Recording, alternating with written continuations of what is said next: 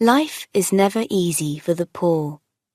They have to work long hours just to get a roof over their heads and one meal a day. If their children are lucky, they go to school.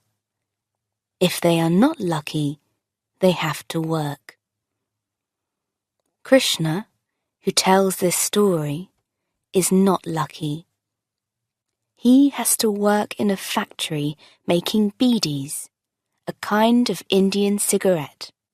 He is a good worker because his young fingers are small and quick and nimble. I cannot read or write, but I can count, but only up to 1,500, because that is the number of bidis that I need to make in a day. My life is easy to explain. If I wake up early, I can play for about 1 hour, or until the sun begins to light up the eastern sky. For that 1 hour, I am free. As free as the birds which sit on the tree outside my home. My home is a hut with a roof of dried leaves. It is very small, but the 3 of us can just sleep in it, and I go away really early and come back in the nights, so only my mother and my little sister are there in the daytime. In the nights it is a bit crowded. When we sleep, my arm is often around little Tangachi, or Amma's thin foot is resting on my leg, but it doesn't matter. The other day I asked Amma, "How old am I?" She counted on her fingers. 6.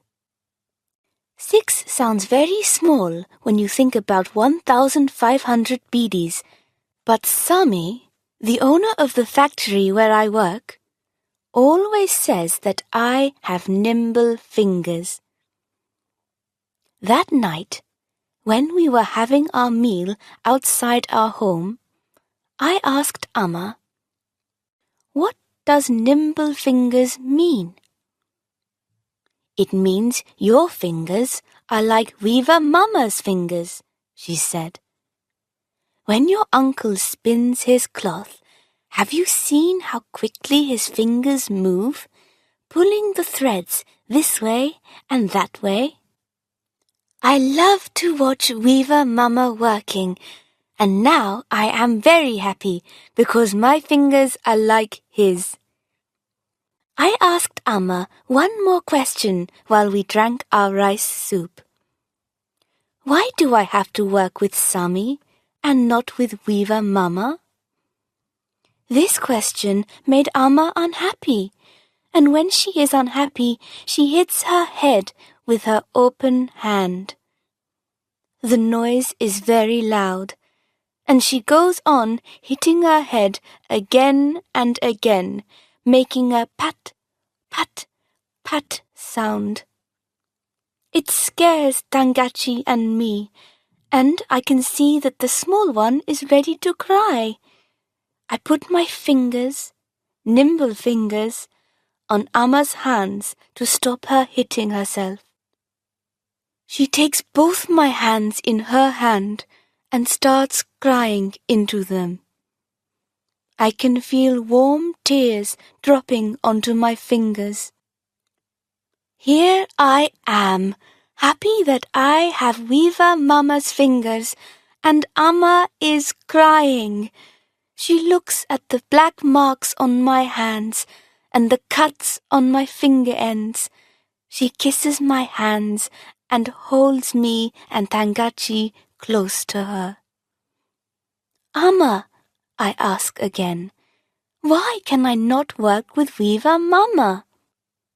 Tangachi is pushing her finger into my back.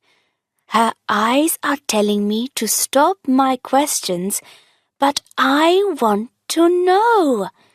If I can make 1,500 beads in a day, surely I can help Weaver Mama weave his beautiful cloth. Amma never answered my question that day, but I just went on asking. I asked the same question every night until the next full moon. That night, Tangachi was already asleep. Amma and I were sitting outside watching fireflies dancing in the moonlight.